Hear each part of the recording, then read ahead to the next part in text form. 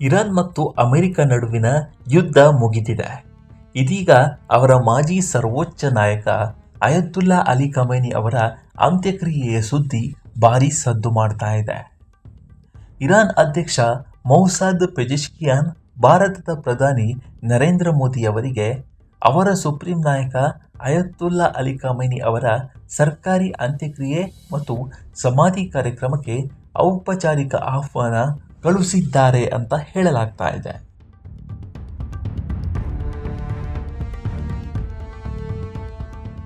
ಫೆಬ್ರವರಿಯಲ್ಲಿ America Israel ಜಂಟಿ ವೈಮಾನಿಕ ದಾಳಿಯಲ್ಲಿ ಖಮೇನಿ ಸಾವನ್ನಪ್ಪಿದ್ರು. ಅವರ ಅಂತಿಮ ವಿದಾಯ ಸಮಾರಂಭಗಳು ಜುಲೈ 4ರಿಂದ ಜುಲೈ 9ರವರೆಗೆ ನಡೆಯಲಿದೆ ಎಂದು ಇರಾನ್ ಮಾಧ್ಯಮ ವರದಿ ಮಾಡಿದೆ.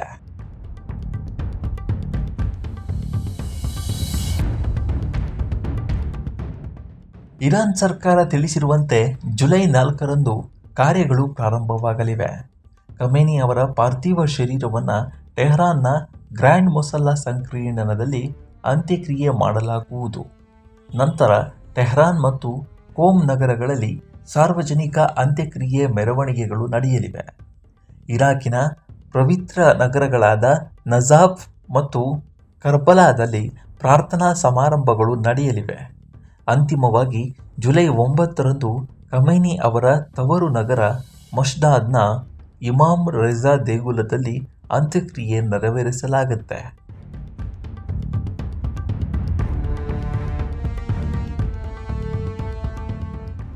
ಲಕ್ಷಾಂತರ ಜನರು ಈ ಕಾರ್ಯದಲ್ಲಿ ಭಾಗವಹಿಸುವ ನಿರೀಕ್ಷೆ ಇದೆ. ಖಮೇನಿ ಸುಮಾರು 4 ದಶಕಗಳಿಂದ ಇರಾನ್ನ ದಿಕ್ಕನ್ನು ರೂಪಿಸುತ್ತಾ ಅತ್ಯಂತ ಪ್ರಭಾವಿ ನಾಯಕ. ಅವರ ನಿಧನದ ನಂತರ ಭಾರತ ಸರ್ಕಾರ ತೀವ್ರ ಶೋಕ ವ್ಯಕ್ತಪಡಿಸಿದೆ. ಭಾರತದ ವಿದೇಶಾಂಗ ಕಾರ್ಯದರ್ಶಿ ವಿಕ್ರಮ್ ಮಿಸ್ರಿ ಅವರು ನವದೆಹಲಿಯಲ್ಲಿರುವ ಇರಾನ್ ರಾಯಭಾರ ಕಚೇರಿಗೆ ಭೇಟಿ ನೀಡಿ ಸಂತಾಪ ಸೂಚಿಸುವ ಪುಸ್ತಕದಲ್ಲಿ ಸಹಿ ಹಾಕಿದ್ದಾರೆ.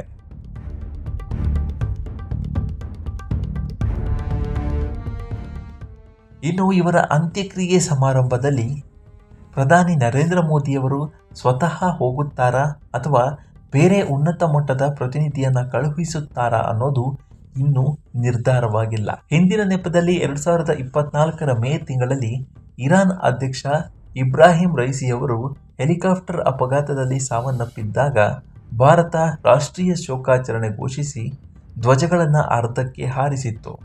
ಆಗ ಉಪರಾಷ್ಟ್ರಪತಿ ಜಗದೀಪ್ ಧನ್ಕರ್ ಅವರನ್ನು ಇರಾನ್ಗೆ ಕಳುಹಿಸಲಾಗಿತ್ತು.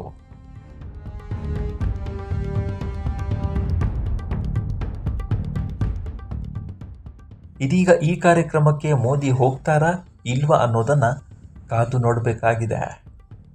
ಒಟ್ಟಾರೆ ಫೆಬ್ರವರಿ ಕೊನೆಯಿಂದ ಜುಲೈ ಮೊದಲ ವಾರದವರೆಗೆ ಹೆಚ್ಚು ಕಮ್ಮಿ 4ರಿಂದ 5 ತಿಂಗಳ ನಂತರ ಇದೀಗ ಇರಾನ್ನ ಸರ್ವೋಚ್ಚ ನಾಯಕನ ಅಂತ್ಯಕ್ರಿಯೆ ನಡೆಯಲಿದೆ ಅನ್ನೋದು ಜಗತ್ತನ್ನು ಅಚ್ಚರಿಗೆ ದೂಡಿದೆ.